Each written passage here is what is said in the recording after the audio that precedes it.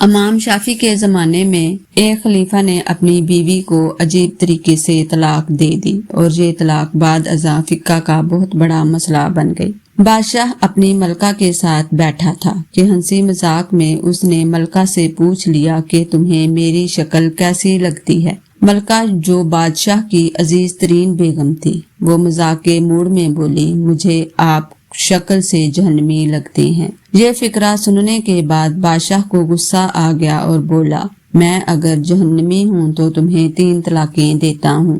ملکہ نے یہ سنا تو اس نے رونا پیٹنا شروع کر دیا۔ بادشاہ کو بھی کچھ دیر بعد اپنی غلطی کا احساس ہو گیا۔ اگلے دن بادشاہ سلامت نے ملک کے تمام علماء، مفتی صاحبان اور اماموں کو دربار میں بلا لیا اور ان سے پوچھا کہ کیا اس طریقے سے میری طلاق ہو چکی ہے؟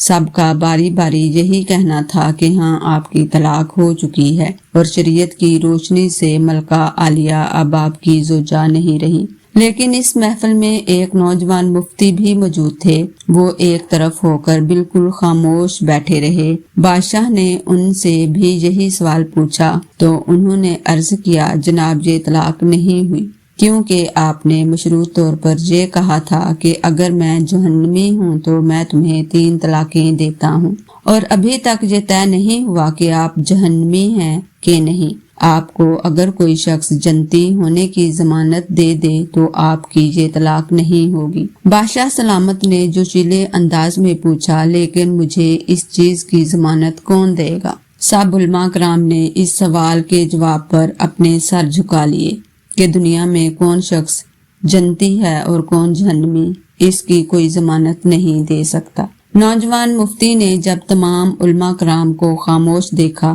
تو بادشاہ سلامت سے مخاطب ہوئے، بادشاہ سلامت، میں آپ کو یہ گارنٹی دے سکتا ہوں، لیکن اس کے لیے میں آپ سے ایک سوال پوچھوں گا۔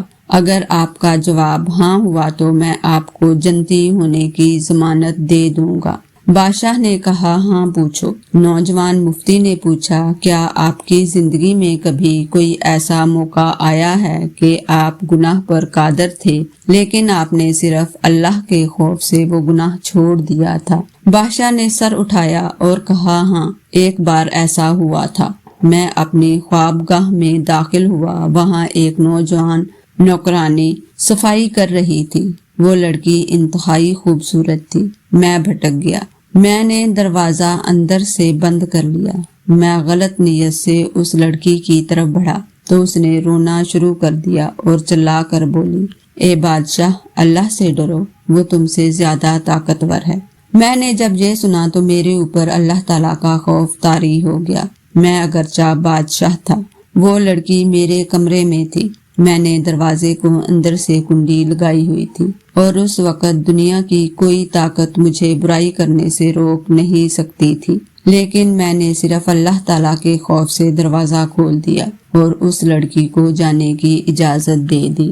یہ سب سن کر وہ نوجوان مفتی مسکرائے اور انہوں نے قرآن پاک کی سورۃ النزعات کی آیت نمبر 40 اور 41 کی تلاوت فرمائی۔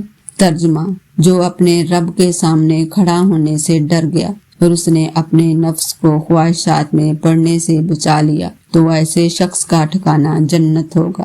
اس کے بعد نوجوان نے بادشاہ سلامت سے کہا، میں آپ کو ضمانت دیتا ہوں کہ آپ جنتی بھی ہیں اور آپ کی طلاق بھی نہیں ہوئی۔ مسلمان ہونے کے ناطے ہم ہر وقت جنت کے متلاشی تو ہوتے ہیں، لیکن آپ اس واقعے سے اندازہ لگائیے کہ جنت تو ہر وقت ہمارے سامنے موجود ہوتی ہے۔ اس کے لیے صرف ایک چیز کی ضرورت ہوتی ہے، اور وہ یہ کہ ہم خوف خدا کی وجہ سے ہر اس گناہ سے توبہ کریں جس کو کرنے کی ہمارے اندر طاقت اور قدرت موجود ہوتی ہے۔ اللہ تعالی ہمیں اپنے خوف میں مبتلا رکھے اور ہر قسم کے گناہ سے بچائے رکھے۔ آمین۔